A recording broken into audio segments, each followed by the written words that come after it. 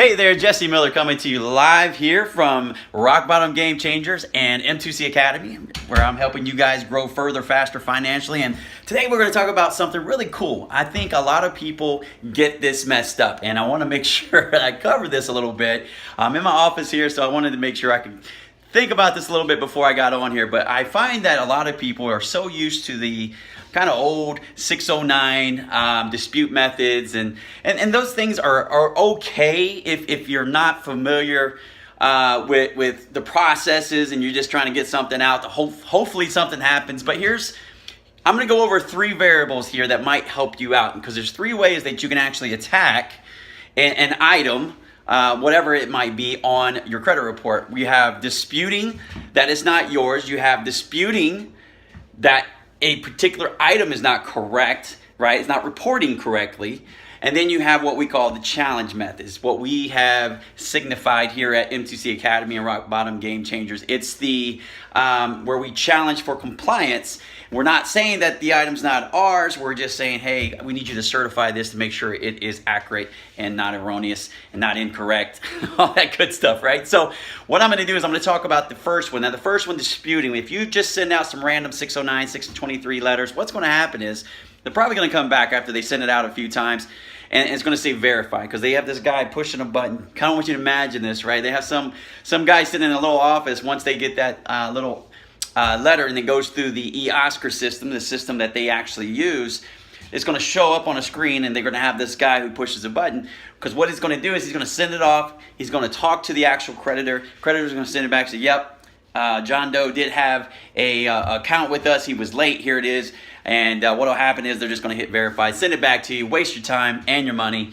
And sometimes you might even get a fraud hit on you, because let's face it, if you're disputing, there's got to be a problem there, right? It can't be that it's wrong, where a lot of times we know it is, right, in some cases. But what you have to understand is that they're going to send it back, and if it gets put into a fraud alert, because they're like, well, listen, if you're saying it's not yours, you're disputing it, must be fraud. So then you got to go down that aisle and on that road. It's kind of a pain in the butt, and you just don't, it's just really not the way to go. And the second way, all right, the other disputing way, is to dispute the actual item itself and what it's reporting, right? So how it's reporting. If it's reporting late, you got to look at all the variables on there. Why it's reporting late? When was it open? How is it reporting the amount that's on there? How many days is it late? Is it showing late and then it goes? There's just so many variables, and if you don't understand what those variables are, it can be really difficult to dispute that and do it the correct way. So that's why those 2 variables are a little bit more challenging if you really think about it. People think it's easier because they think, hey, it's going to get me some 609 letters, send them out. It's easy. I can dispute online, right?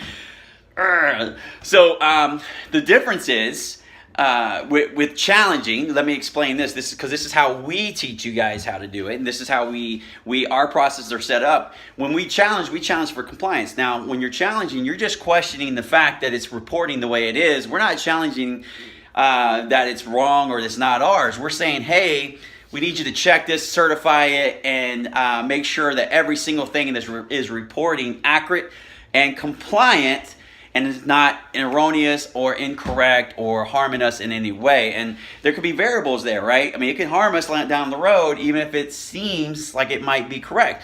So they have to, by law, FCRA, Fair Credit Reporting Act, says that they have to, by law, have to report accurate and complete and not erroneous, right? They cannot report anything if it's not accurate, right? And that's the cool thing here about this whole process. You have your rights.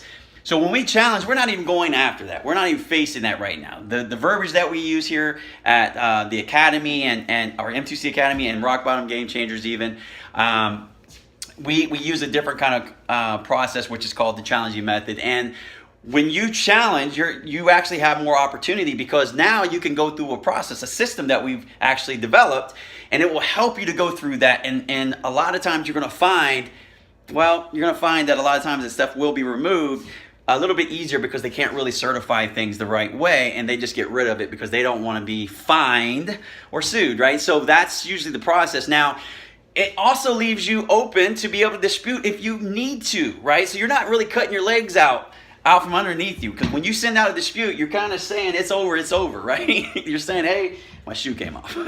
Hey, it's over. So it kind of, pigeon-toes you a little bit. With this method, you get a lot done. You start to see the results. I mean, we've got tons of testimonials, so I'm going to push that, but I want to give you some value here today. So this is your 5-minute tip.